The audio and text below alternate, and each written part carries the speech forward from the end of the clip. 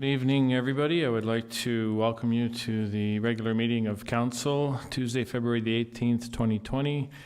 And may we please stand for our national anthem, please.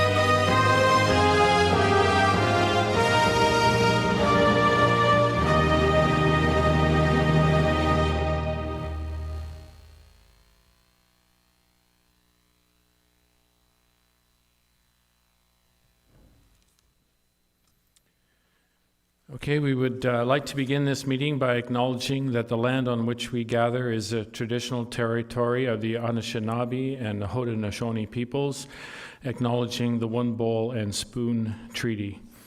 And I'll now look for any disclosures of pecuniary interest, general natures thereof. Okay, seeing none. We move to presentations, and there are no presentations this evening. So we move to Mayor's remarks. So please note that our proceedings are being broadcast live, recorded, and made available through the Township website and youtube.com. Also, if you have a cell phone, please make sure it's not on ring mode and it's in silence. Congratulations to our Division B Wainfleet team who won the Mayor's Cup tournament during Sports Fest in Port Colborne. And they won this nice plaque. I think that's a couple years in a row now that we've won Division B. And congratulations goes out to that team, so that's fantastic.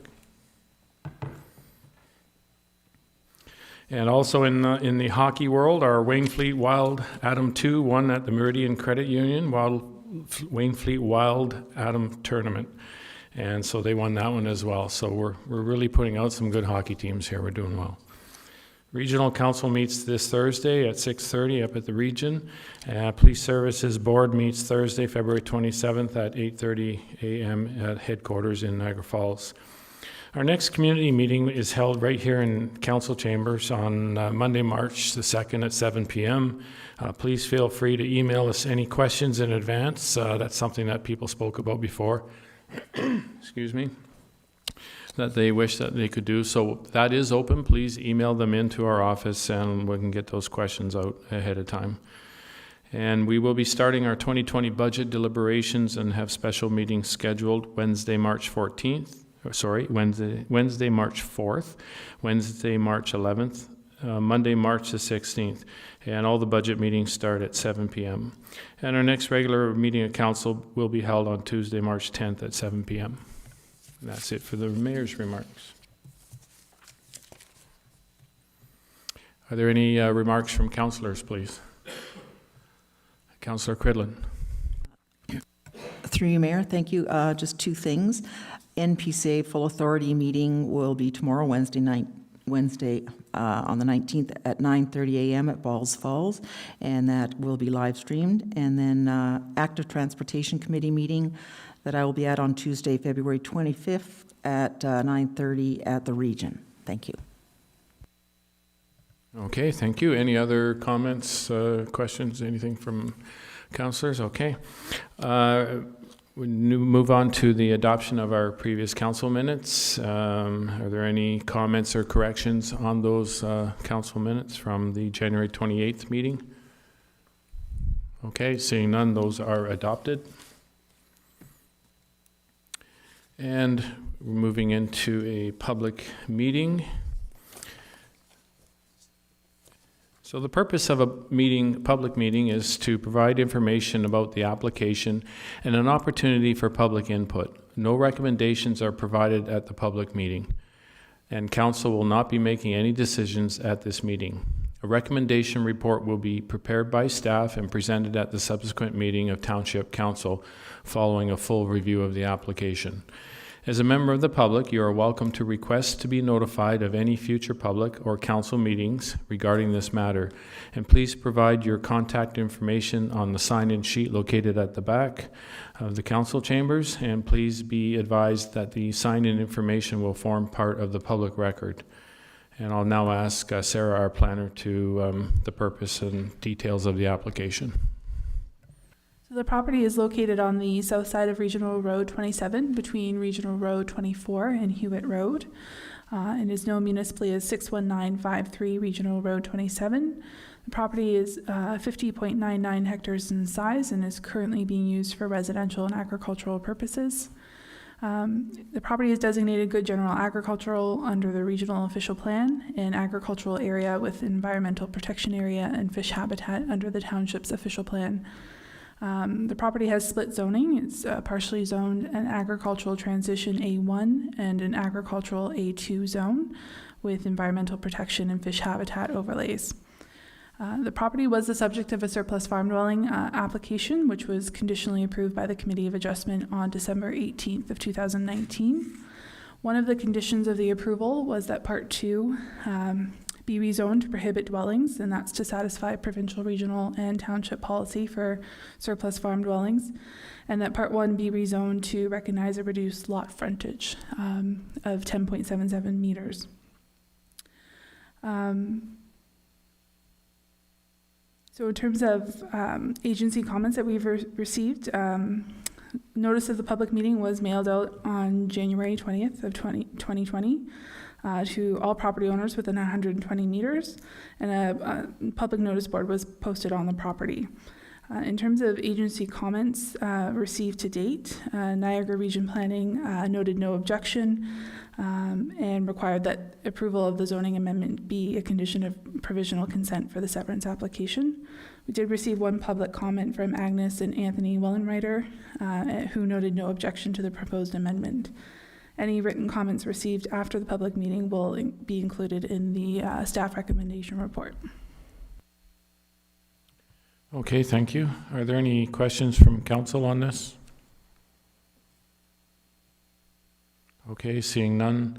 I now look to the gallery for any comments or input, if anybody would like to step up to the microphone to speak about this public meeting. Anyone at all wish to come forward and speak to this? Okay, seeing no one, the planner will now outline the next steps. So a recommendation report regarding the application will be brought forward at the next council meeting. If anyone wishes to be notified of the passing of the zoning bylaw amendment or the refusal to amend the zoning bylaw, you must make written requests to the clerk. If a person or public body does not make oral submissions at the public meeting or make written submission to the township regarding the proposed amendment before the township gives or refuses to give approval of the application, the person or public body is not entitled to appeal the decision of the Township of Wainfleet to the local planning appeal tribunal, and the person or public body may not be added as a party to the hearing of an appeal before the local planning appeal tribunal unless, in the opinion of the tribunal, there are reasonable grounds to do so. Okay, thank you. And the public meeting is now adjourned. Okay, we'll move on to delegations. There are no delegations this evening, so we'll move right into staff reports and recommendations. We'll move right into staff report 003-2020, Niagara Central Dorothy Rungling Airport, possible capital funding opportunity, and I'm going to look to our CAO to speak to that, please. Through you, Mr. Mayor, the purpose of this report is to seek council's support for a proposed joint grant application with our partner municipalities in the Niagara Central Dorothy Rungling Airport.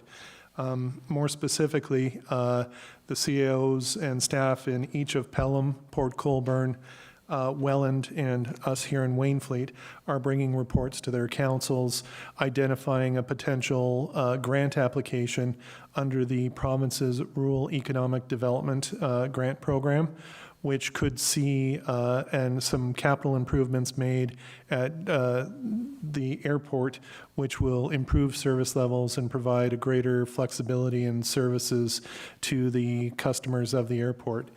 The total project cost is estimated at approximately $40,000, of which $12,000 would potentially be funded by the grant program.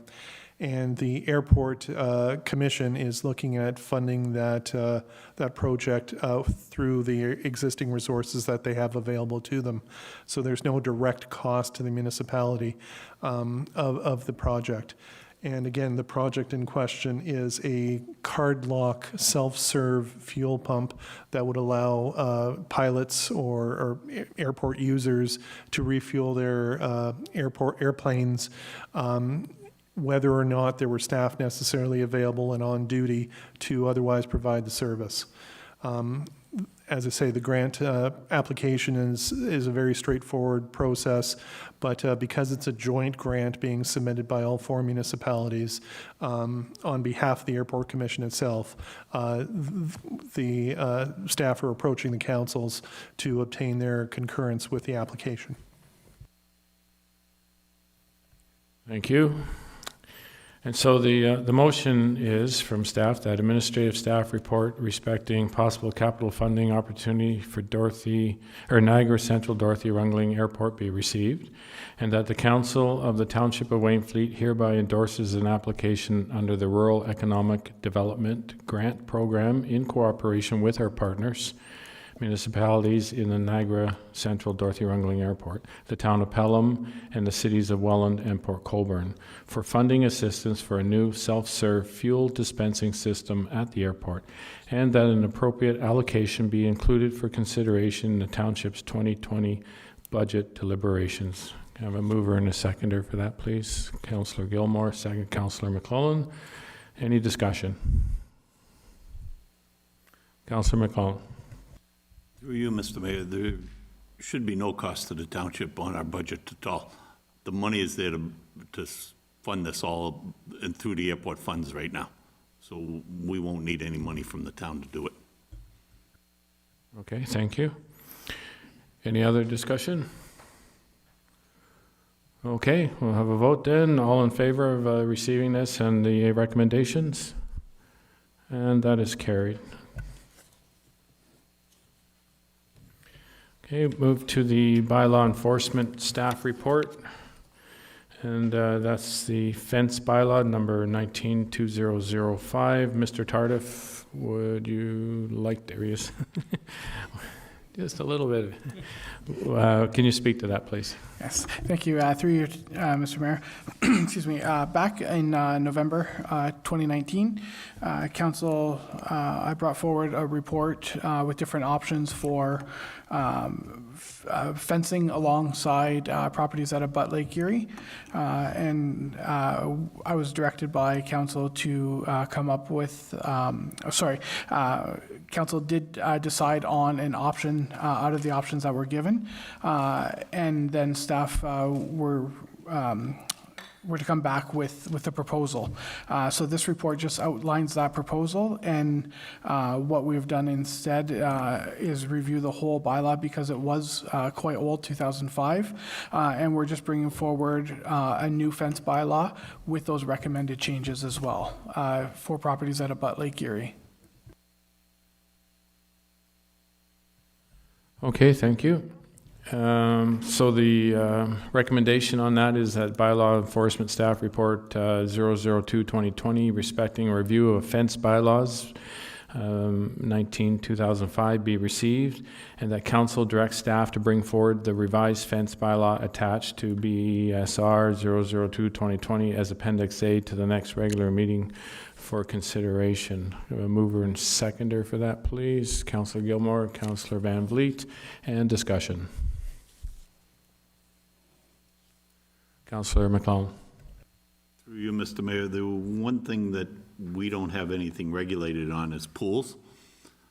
And I see most municipalities are 24 inches, some are 12, some are 18. We should put something in there and do it just so that all pools are protected, even if it's a little blow-up one. It's easy enough for a child to get in there and drown, God forbid. We don't want to have that happen, so. Okay, thank you. Any other comment, discussion on that? So, Councillor McClellan, so you're saying if there's one of those little 3-foot rubber pools in the backyard, that it should be fenced? Okay. Anybody else want to weigh in on that? Councillor Van Vliet? Through you, Mr. Mayor, for a standalone pool, what if you have 100 acres and you just have that little pool there? What if your grandchild falls in it? You're gonna say I saved $500 by putting a little fence up? It's not worth it. I know a gentleman that just lost a grandson in a hot tub. There should be a fence around it. Go ahead, Councillor Van Vliet. Do we have a bylaw pertaining to ponds? Through you, Mr. Mayor, no, there is no pond bylaw. But to address Councillor McCullen's question, we do now stipulate in the new fence bylaw, pools of 24 inches or more, 2 feet, will be required to have a fence. Thank you.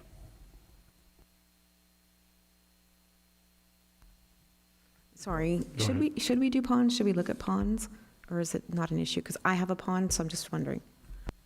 Through you, Mr. Mayor, municipal best practices, no municipalities really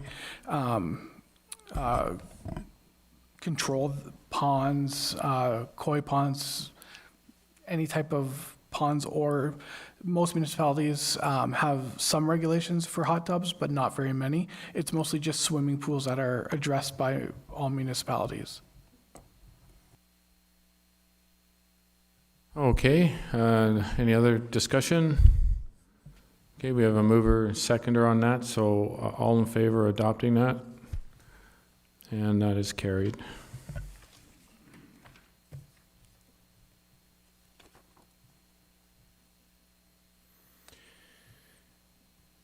Okay, and move on to the update to our non-parking amps bylaw, and I'll ask Mr. Tardif to speak to that as well, so please. Thank you, Mr. Mayor. Through you, this is just an update to this bylaw, more so just for section 7.2A. It was found that we quoted section 398, section 1 and 2, for adding any unpaid penalties to the municipal tax roll, when in fact that section should have been 434.2. So we're just asking to amend that one change. Okay, so that is Bylaw Enforcement Staff Report BSR 003-2020 respecting update to non-parking amps bylaw be received, and that a housekeeping revision to the Township of Wainfleet non-parking amps bylaw 027-2019 be presented to council for ratification. Can I have a mover on that, please? Seconder, Councillor Cridlin, Councillor McClellan. Any other discussion? Okay, seeing none, all in favor? And that is carried.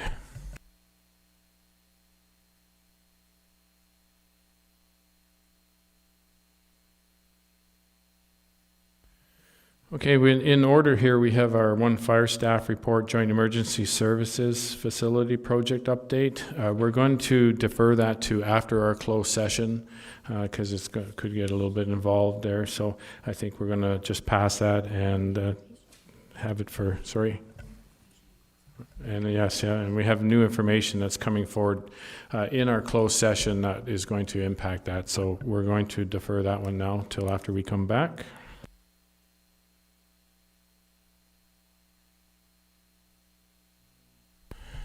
And we'll move to the open air burning bylaw, and Chief Alcock would like to speak to that, please. Good evening, Mr. Mayor, members of council. As requested, a review of the open air bylaw was conducted, and subsequently a draft amended or repeal and replacement bylaw is presented here as Appendix B. I'll just do a quick kind of overview of some of the changes and recommendations with regards to the new bylaw. Section 1 remains, some minor administrative changes, more definitions included to kind of clarify the process at hand. Section 2 administration, really the only change there is the short title revised. The old one, if I remember correctly here, it said the burning regulation bylaw. Nobody ever called it that, so the purpose of a bylaw is you might as well title it what people are going to call it. So this one is the open air burning bylaw, so it's just a short title there. Section 3 is now prohibition, so right off the hop, kind of get to what is prohibited within the township. That's moved from Section 4. This is just the addition of general open-air burning conditions, provides clarification regulation for exempt and permitted fires. It also adds the prohibition of flying lanterns, which have been recognized by the Office of the Fire Marshal as a serious fire safety hazard. The OFM has cautioned that due to the uncontrolled and unpredictable flight path, they can land on trees, building rooftops, combustible properties while still ignited and potentially cause a fire. As such, I'm recommending that we include flying lanterns, Chinese lanterns, whatever other name they go by, be banned within the township. Section 4 does speak to exemptions, I should say, which also includes fires for the purposes of cooking. Now, I will say, since the agenda was posted on Friday, I have received a few comments with regards to clarification about acceptable containers, barbecues, grills. So what I've done is I've actually gone right to section 2.4441 of the Ontario Fire Code. And the wording right there, open air burning shall not take place unless it's been approved and consists of a small fire. So what I've made a few changes there to make sure that the fire is contained within a grill, barbecue, or spit, and also that the size is commensurate with the type and quantity of the food being cooked. That's a slight change from what was written on the agenda there, and if approved, we can make those changes when we come back in March. Other than that, there's really no changes to the Section 4. Section 5, recreation burning, campfires. A lot of these fires, they're typically 1 meter by 1 meter, so 1 meter diameter, 1 meter tall. The Forest Fire Protection Act actually speaks clearly to the size and what is permitted in time of day. So Ontario Regulation 207/96 actually says that fire should be lit no more than 2 hours before sunrise and extinguished no more than 2 hours after sunset. I had recommended 1 hour. I know some municipalities that they just have a set timeline, 7 p.m., 7 a.m. I've recommended 1 hour, but that's something that can be discussed, and that the flame height does not exceed more than 1 meter. The purpose behind the MNRF setting that kind of timeline goes back to fire spread and the ability to control. Three main factors play a part with regards to uncontrolled fires. When you're burning during the day, specifically with recreational fires, not always my experience, not always someone's diligently watching it. So a few environmental factors play into effect there. Typically during the afternoon, between 2 and 4 p.m., your relative humidity is at your lowest. So that's when you have all of your fine fuels that are super dry. But then you also have your winds are also at their highest at that time. So when we talk about flame spread, if it's going to get away on you, between 2 and 4 in the afternoon is when it's going to happen. On top of that, all of our firefighters are still at work. So from a response perspective, if it does get away, our capabilities of assisting you is reduced. So that's where the evening burning is recommended for recreational fires.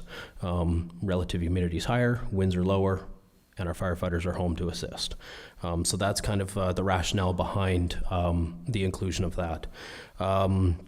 Section 6, with regards to special events and public events, really no change other than that the maximum fire diameter is larger than the recreational one, so 2 meters by 2 meters, and that the fire must be farther away than a recreational fire. 5 meters away from any building or structure or combustible material. With regards to residential burn permits, at present, the existing bylaw says that all fires had to be conducted between sunrise and sunset. That makes it difficult for residential people who work during the day to want to clean up their yard in the evening. So given that we've just spoke about fire spread during daytime, I've removed that. I've recommended to remove that to permit homeowners to clean up their yards in the evenings, which the current bylaw didn't allow. I've also added that no piles to be burned greater than 2 meters by 2 meters, and that if you are going to burn, no more than 2 piles that are 10 meters apart. The rationale, again, is the ability for a single person to control. Most people don't have equipment, machines, pumps capable of handling a fire that size. And then additionally, if someone wants to burn their grass or leaves, that the fire not be greater than half a hectare, so 70 meters by 70 meters, that the flame edge is no more than 65 feet long, and that the flame height be no more than 3 feet tall. Again, this is in line with the Forest Fire Protection Act and Ontario Regulation 21307. Agricultural burn permits, some of the changes there, and in discussions, it may be a bit prohibitive, and so that's something that we can discuss. Very closely mimic that of the residential. It may be a bit restrictive and things to change there. With that said, I mean, if we did look at, say, a 3 meter fire by 3 meter fire, I mean, 10 feet by 10 feet, you have in a pile type, you typically have about 261 cubic feet, which translate to about, when full burning, is about 24 million BTU. For a person to control 24 million BTU, 2 fires going, they would require 19,000 liters to control that fire. So unless a farmer has a pond and a pump ready to, I highly doubt that anybody has that kind of capabilities readily. We do, but the intent is to reduce us being called. We do know that burn complaints and non-controlled grass fires did make up approximately 11% of our calls in 2019. And then with regards to Section 9, commercial and industrial institutional burning, this is where we get into commercial operators who may have the abilities. They're more than welcome to come in, get a permit. In this case, if you look at Appendix, I think it's C, they can actually request, based on their size, their abilities. They provide their liability insurance to us. It's a commercial ignition authority. They take all responsibility for the care and control of that fire. If they want to burn overnight, they must provide a night watch and everything in accordance with the Ontario Fire Code. Section 10, general permit provisions, really no change there. The one thing that we've added is the power of entry of an inspection. So we receive a burning complaint. Our bylaw officers and officers under this bylaw have the authority to enter onto lands for the purposes of inspection and enforcement. We've also added an obstruction section, so that way no one can obstruct an officer for performing their duties. We've moved extinguishment on demand from Section 11, it's now Section 13, and that we've included that the fire chief or their designate, so any officer under the fire service. Liability and indemnification, essentially, yes, we've issued a permit, but the municipality is not responsible for someone burning negligently. And then penalties, we've also included that piece, so that way this bylaw will be under the non-parking amps, which you can see I've included in the draft bylaw as Schedule B, the recommended penalties, and I've also attached Schedule 19 from the Forest Fire Protection Act, so you can see kind of where those set fines were drawn from. In addition, Section 18 adds to the collections of costs, so should we have a response, we're able to bill for our responses. A new section I will add is Section 17, false and frivolous complaints. We do end up, unfortunately, in the middle of some neighbor disputes, and sometimes the only way to control that is to actually issue a warning and eventually a penalty to the person who's calling to complain against their neighbor who's doing everything completely right.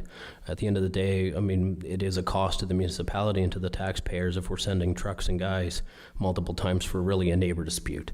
And And then the final sections is the repeal, so repealing 2009 as amended and this new one. My final recommendation is that we also adopt and implement a online burn permit process whereby people can go online through the municipal website and purchase their permits. They can report that they're burning online, so they don't have to call in during daytime hours. Still, if anybody wants to come into the township, they can still do that, but our staff would just be entering them in.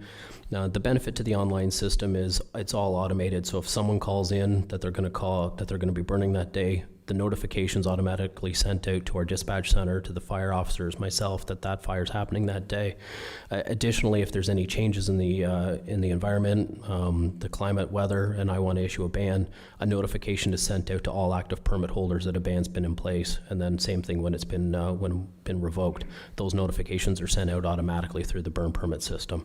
And the final appendix to my report was just kind of a general information of the burn permit system that is currently offered from a firm out of Brockville in Ontario. And that is the summary of my report. Thank you, Chief. And just to add to that, just briefly, we're working on our new website, and within that, it will have the ability for the permits and that, because I don't think that's possible right now. So that's going to be included in our new website. So the staff is recommending the Fire Staff Report FSR 004-2020 respecting review of open air burning bylaw number 27/2009 be received, and that Council directs staff to bring forward the revised open air bylaw attached to this report, attached as Appendix B to the March 10th, 2020 regular Council meeting for consideration, and that Council authorize staff to utilize online burn permits sales and management system. A mover and a seconder for that, please. Councillor McClellan and Councillor Cridlin. And discussion, please. Councillor Cridlin. Through you, Mr. Mayor, thank you to the chief. Just roughly, when we look backwards on the numbers, the 11%, approximately how many of those situations did you find that there was no permit on file, or that the township did not know that an illegal burn, let's say, was happening, if you happen to know that? Not off the top of my head. Typically what will happen is if we get a call, there's a reported complaint, we're able to look at the property first, because if someone has a permit and they've called it in, we're able to say, you know what, they're allowed, it's okay. Obviously, if the person's complaining, that the smoke's blowing across the roadway, or, it's affecting my health or the abilities to enjoy my property, then we go out and do an inspection as well. But it's not something, the benefit to that is dispatch has that information, so they're not sending out all of our resources. It's just one inspector going out. After hours, weekends, unfortunately, again, we do get a lot of people, that specifically along the lake shore, where you have a lot of renters who may not understand the open air bylaw, and that's the benefit of having, the campfire piece there. So you don't need to have a permit for a campfire as long as you're doing it within the safe times. But at the end of the day, it's more. It's not really I've lost my train of thought, sorry.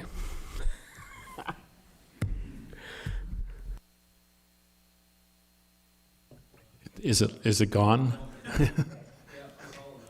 Okay. Any other questions? Councillor Gilmore. Thank you, Mayor. Through you to the fire chief. In general, I'm quite happy with this. I have a couple little things that I'd like to bounce off you and let you reply to, namely around the residential burning and the recreational, the campfire thing. In my opinion, I think that if you're using a proper non-combustible fire pit less than 1 meter that is in the same place on your property all the time, so, and thereby being in a safe place generally, that those situations should be exempt from the time. Like, I have a little problem with the timing of the sunset sunrise because it's a moving target. It changes every day. So I just feel like if If your fire area is either a truck rim or contained with some masonry, stone, or whatever, it's in the proper spot, it's less than 3 meters, we should exempt those from having to apply for a permit at all. That's just my opinion. You can respond to that. And before you do that, the other thing that I think is redundant is that little $5 charge for the agricultural sector. I don't see any sense in that. Just my 2 cents. Okay, other comments? Councillor Cridlin, do you want to respond to that, Chief? So with Section 5, recreational burning, they do not require a permit under this bylaw. Recreational burning does not. Residential does, where you're burning piles, twigs, grass, leaves, but recreational in a pit, 1 foot or 3 feet by 3 feet, does not require a permit, provided you meet all the conditions, including time of day. And again, I spoke to, you know, the rationale behind time of day for safety concerns. I mean, I go hunting, and I know that I've got to have my trigger lock on an hour or half hour, right? I mean, so I mean that changes every day, but I still have to know that. I mean, that's why I say, like, one municipality I worked for, it was set time 7 p.m., 7 a.m., regardless of the time of year. You know, that's certainly something that's doable as well. Yeah, I realize that recreational burning doesn't require a permit.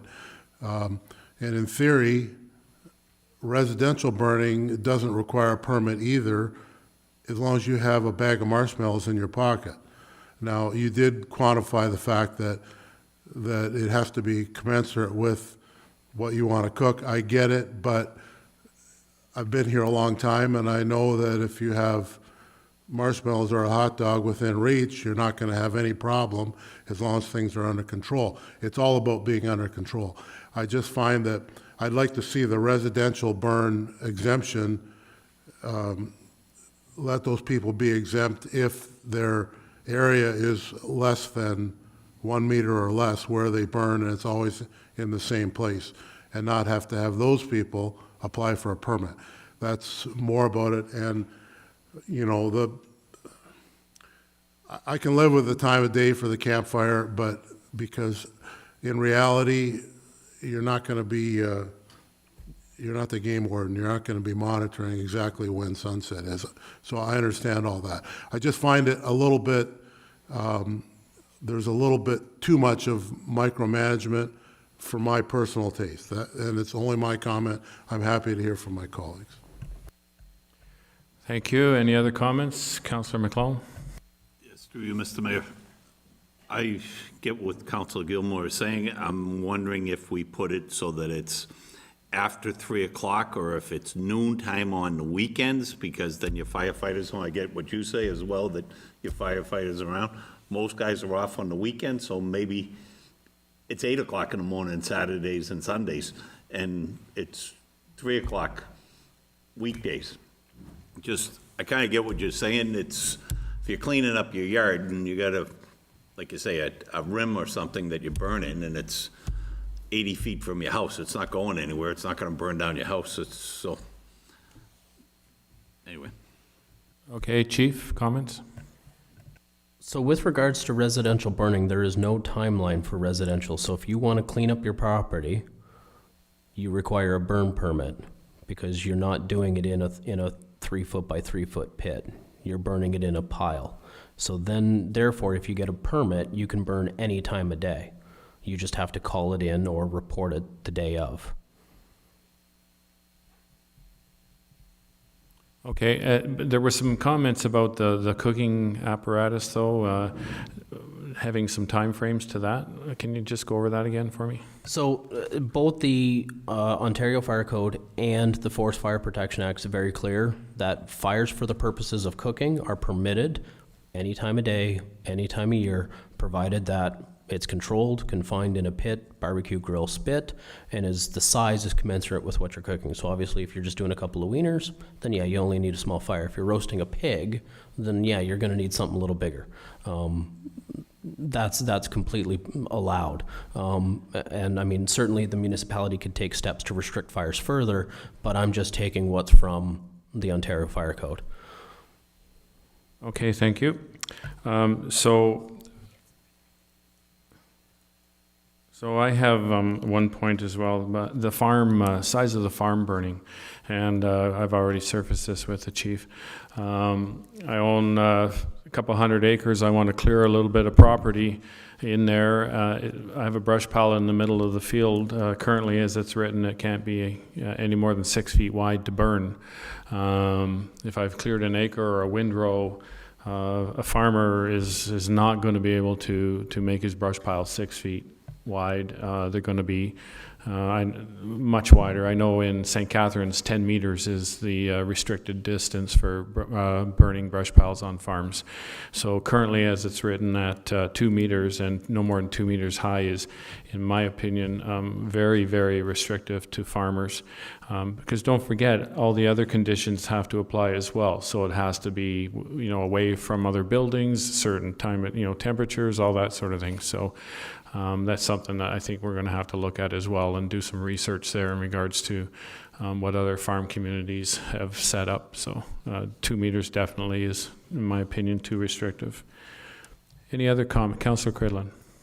Thank you, through you, Mayor. It's just changing another angle of it is the wind. So the chief did comment on wind conditions, and again, somebody that's not familiar with the area, perhaps they're temporarily or recreationally. So on the lakeside, that wind restriction it's very real. So is there another level of, I don't know, I mean, it's generally advised in there about, the conditions have to be considered, but can we put wind speed? Can we put something where if wind speed's over X, and you can pick a reasonable number, but somebody's going to check that and then maybe know that it's not safe, that doesn't normally have fires on the lakefront area. And again, it does come up pretty fast. So I might have missed that. Maybe you've got that actually in general terms, that's sufficient, but thank you. Okay, Chief, speak to that, please. Yeah, so under Prohibition, Section 3.9, no person shall start a fire outdoors without ensuring that the weather conditions, weather and ground are safe and suitable for said fire. That said, weather conditions does also include wind. Now, I haven't listed a specific wind speed. That is certainly something I can do. I know other municipalities, they've set it at 15K, which isn't, I mean, it's not very hard to get over 15K down along the lakeshore. So that's something I can look into and bring back. Councillor Van Vliet. Through you, Mr. Mayor. The only problem with the wind in Wainfleet is it can be different everywhere. Like out at the lake, it's one way. Out the northern end, it's different. So I'm not sure how you would figure that wind speed out to make it standard, or would you put like the speed at the lake, the speed here, the speed? Yeah. Well, I mean, wind speed and fire doesn't really care about geography. I think the big thing there is if I show up at the north end of the township away from the lake, if it's still 15K, I'm going to grab my little wind speed meter and check it and make sure that it's 15K. Right? Kind of. I'm just thinking that, where am I going with this, John? Help me out. Okay, so I have the same concern as Councillor Van Vliet does. So with the windmills up on the south end of town, we'll have much greater wind speeds there than we have where I live, at down by the Welland River. So to say it's 15-kilometer winds or 10 kilometers, the lake will have that or higher. And we may be down to dead calm if you've got a bush beside you and where your property is, there's virtually no wind blowing there. So I don't know if I'd put a wind speed in at all. Yeah, I'll just speak to that. The wind speed is localized wherever the fire is. So what it does is simply restrict how often or when you can burn. If you're on the lake, you may only have a few days a year that you can burn because of the wind, where if you're in the north end of the township and you're sheltered, you might have many more burning days because you're not exposed to the wind. So that's not important, the geography aspect of it. My concern here is how do you measure 15 kilometers an hour as a Joe citizen? So we'd have to be very, very relaxed about how we check on that. So Councillor Gilmore, did you have a comment, please? Thank you, Mayor. Yeah, I guess my concern is that we're getting into the realm of trying to legislate common sense, which is not possible. So I don't think we need to go there. I understand what you're saying, but it's too subjective. So common sense is the key to this whole thing. And as I said at the beginning of my first rambling, I'm supportive of all this. It's just a couple little tweaks. I know that we're not going to ratify this tonight anyway, so I'm happy for the 3 weeks to continue to hear back from the public. If we have concerns, we can possibly defer it at March 10. Okay, if there's no further comments, moved and seconded, and we'll have a vote, please. All in favor? And that is carried.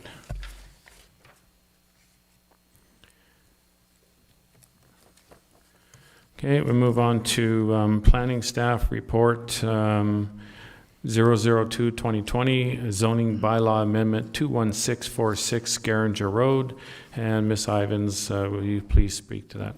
Thank you. Through you, Mr. Mayor. The subject property is located on the north side of Garinger Road between Highway 3 and Dixie Road, and as you noted, is known municipally as 21646 Garinger Road. The zoning amendment is required as a condition of approval for a surplus farm dwelling application that was approved by the Committee of Adjustment on January 15th.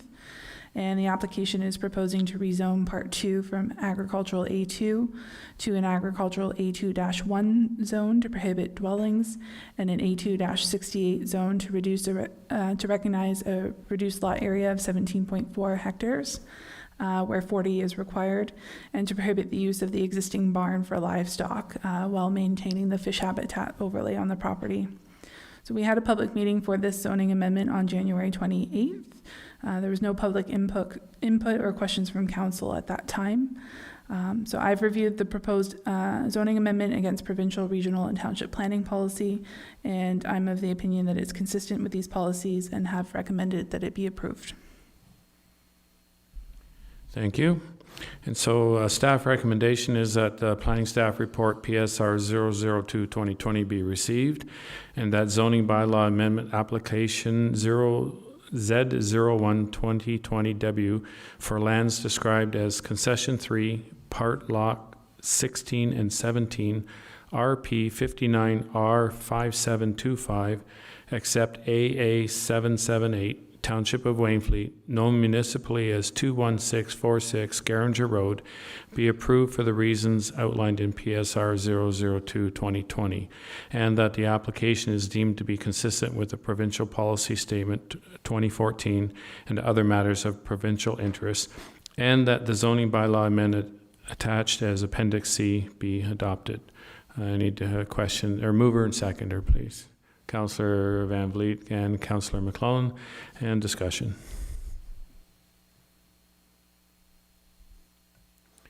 Okay, seeing no discussion, all in favor? And that is carried.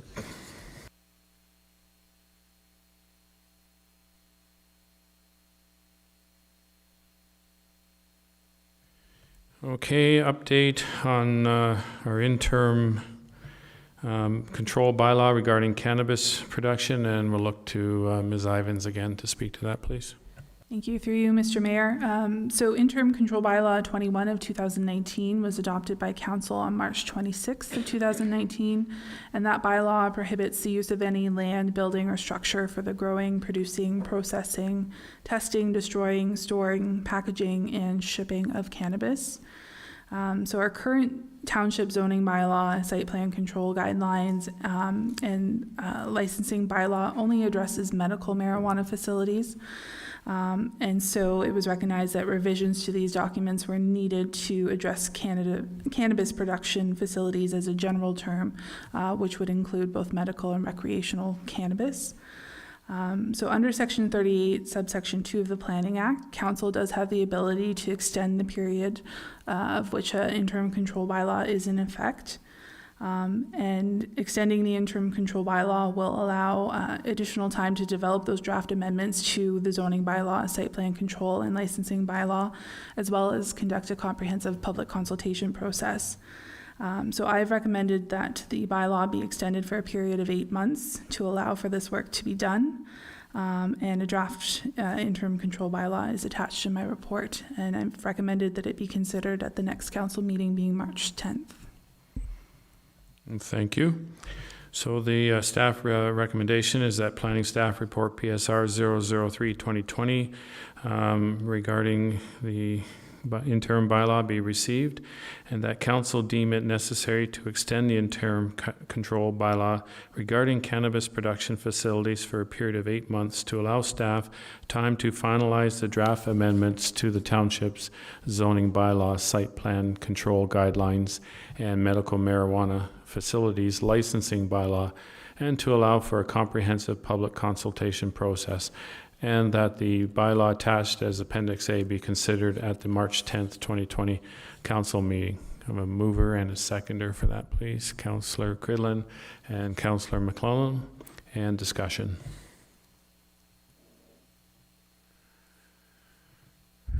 Councillor Gilmore. Thank you, Mayor. Just a quick question regarding the comment in here from Health Canada, that Health Canada sent back the FOI paperwork heavily redacted. Have we reached out to our MP and made him aware of the fact that Health Canada appears to be withholding information that should be forwarded to the municipality? I'll defer to the CAO because he took the initiative on the FOI request. I know I have consulted with the MP's office on other matters relating to cannabis in terms of regulating at the township level, but perhaps the CAO can speak directly to the FOI request. Through you, Mr. Mayor, again, we have submitted an FOI request, which is currently, and we did receive some redacted information back from the federal government.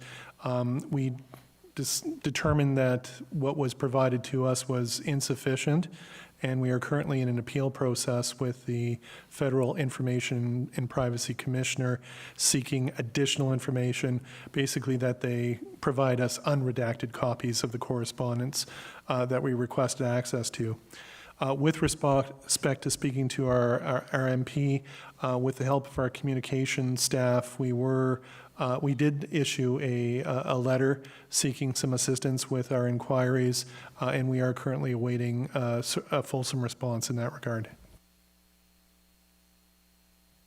Thank you. Other discussion? Councillor McClellan. Through you, Mr. Mayor, I've read these proposed bylaw. To me, I don't think it goes far enough. I think the precedent's been set when the windmills came into town, that it was 550 meters for a setback. The decibels were down to 40 decibels for equipment. And I think we can add that the lights are, either the building is closed so no light escapes, or that the lights go on 1 hour after sunset and go back on 1 hour prior to sunrise. And that way, our residents can enjoy themselves. They're 550 meters away. It gives a chance for the odor to blow away and not be in their backyards. And the province already said that. So we're just following what they did on the last thing that came through. I don't think it's really that hard. Councillor Cridlin. Thank you, through you, Mr. Mayor.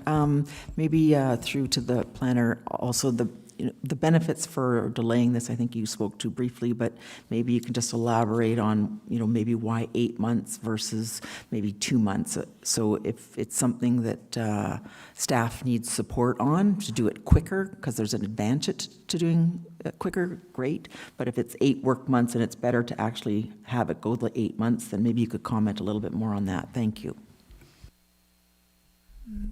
Through Mr. Mayor to Councillor Cridlin. So in my report, I put out kind of a schedule of events that are to happen in that 8-month period.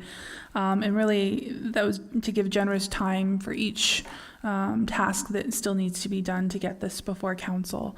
So, I mean, I could have requested a little bit longer, but I felt 8 months would be a reasonable given existing workloads and being able to manage the day-to-day while tackling this project.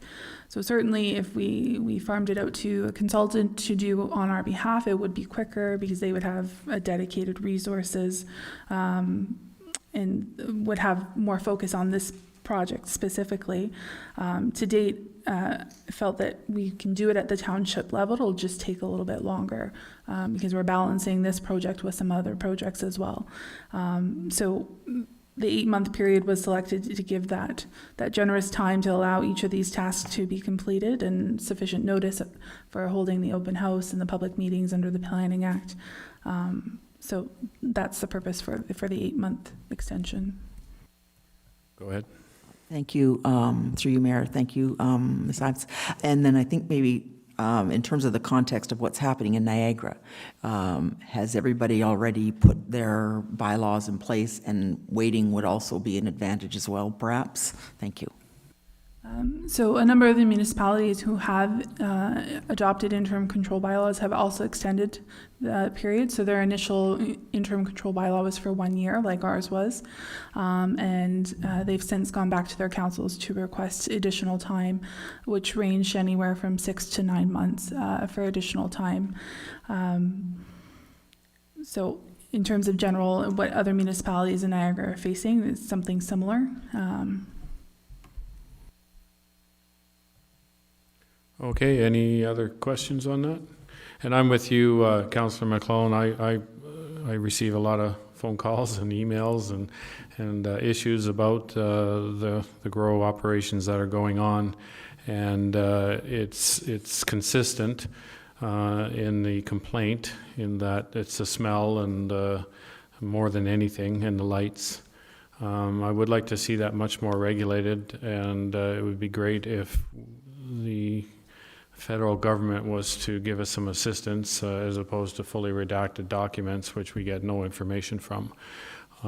Many of the grow operations are continuing to ignore our rules and regulations and a request on their medical license to, in fact, come to the township and register and become a proper business. So it's a very difficult spot we're in. The township, for the public out there, the township, we're doing everything that we can do. We're using our AMPS bylaw, we're issuing fines, and we're aware of what's going on in regards to the various grow ops, and I know our bylaw officer has done a good job of keeping us apprised, and when new ones pop up, it's been at the point now where I've been asking citizens to, as a group, contact their local MP and register complaints through that way. The township we're doing just about everything we can do, but when they choose to ignore us, just point blank ignore us, we don't have any recourse. And they are walking in paying the fines as a cost of doing business for them. So we're in a bit of a hard spot here. We're working on it. I want the public to know we're not blind to it. We're actually quite aware of it, and we're working on it. And we're hoping that, within a year and a half, hopefully we can get some actual controls and regulations in place that benefit the homeowners. It's nothing worse than somebody has a nice home and next thing you know there's a grow op next door in the old greenhouse, and now your house value has gone down, and so it creates all sorts of health issues as well. So we are working on this diligently, and it just takes time, like many things. Okay, that's been moved and seconded. All in favor? And that is carried.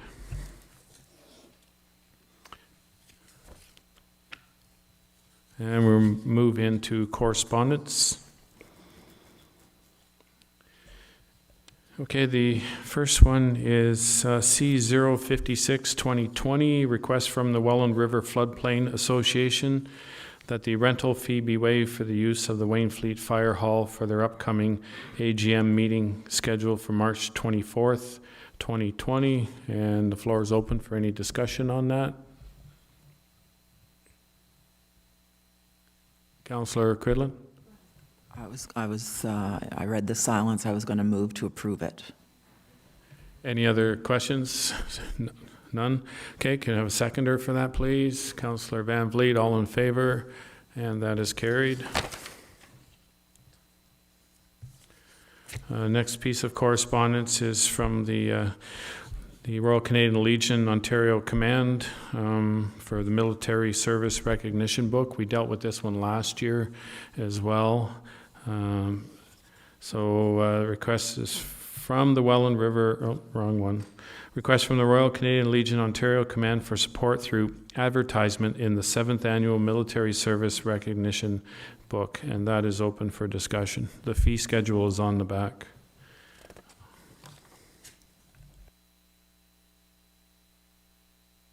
I think last year we opted to not donate to it at all, so because we were tightening our purse strings in regards to how much money we were giving away, and it wasn't a grant and that sort of thing. Councillor McClellan, you had a comment? Through you, Mr. Mayor, I suggest we just do what we did last year and opt out. Okay, is that a motion? Any other discussion, first of all?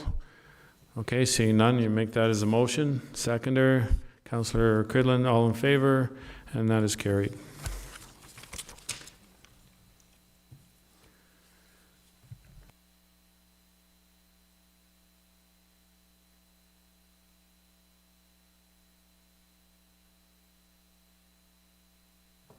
Okay, and I think Councillor Van Vliet, you were going to ask for some to be pulled? Yeah, I did, and I apologize to the clerk again. So 48, 49, and 51, that pertains to Bill 156. I think I would like to support all these, and I don't know what my colleagues want to do. But when we were at Roma, the Minister of Agriculture and Food and Rural Affairs was very a proponent of this, so I think we should support it. Okay, thank you. Just for the public, can you just go over just give a brief synopsis of Bill 156 so the public understands what we're doing here? Okay, so Bill 156 is Security from Trespass and Protecting Food Safety Act, is a new legislation that is an important way to keep farms and food supplies safe from all Ontarians.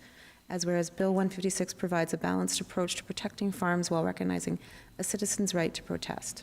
And as where Bill 156 will ensure farm businesses have a legal standing to protect their farm, family, employees, livestock, crops, and ultimately the entire food system. Okay, thank you. And you make a motion to, can you make a motion? So I make a motion that we support all of the, and there's from Chatham, Kent, the county, which I'm assuming is Prince Edward, and I don't know where this one's from. Oh, Wellington. Okay, so we have a motion, seconder, Councillor Gilmore. Any other discussion? Seeing none, all in favor, and that is carried.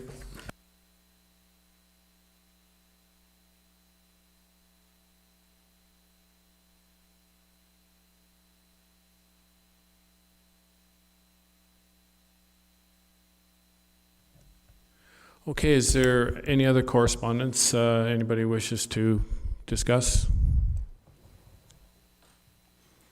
Okay, seeing none, I'm going to move into the following bylaws be read and passed this 18th day of February 2020. A, bylaw number 003-2020 being a bylaw to adopt amendment number 02 to the official plan for the Township of Wainfleet respecting land use designations. B, bylaw number 004-2020 being a bylaw pursuant to the provisions of Section 34 of the Planning Act RSO 1990 to amend zoning bylaw number 34-2014 of the Corporation of the Township of Wainfleet with respect to those lands forming part of Lot 16 and 17 Concession 3 in the Township of Wainfleet, known municipally as 21646 Garinger Road. And C, being a bylaw 005-2020, being a bylaw to amend bylaw number 27-2019, being a bylaw to establish an administrative monetary penalty system of non-parking related offenses in the Township of Wainfleet. I have a Mover and a seconder for that, please. Councillor McClellan, Councillor Gilmore. Any further discussion? All in favor? And that is carried. Are there any notices of motion this evening? Okay, seeing none, we'll move into closed session. Announce that council now move into closed session to discuss matters under section 239(2)(e), F, C, D, and K of the Municipal Act 2001 respecting one matter pertinent to potential litigation, 2 matters pertaining to disposition of land, 1 matter pertaining to employee negotiations, and 2 matters pertaining to the negotiation affecting the municipality. And all in favor, mover seconder on that, Councillor Gilmore, Councillor McClellan, all in favor moving into closed session, and we'll move into closed session. Thank you.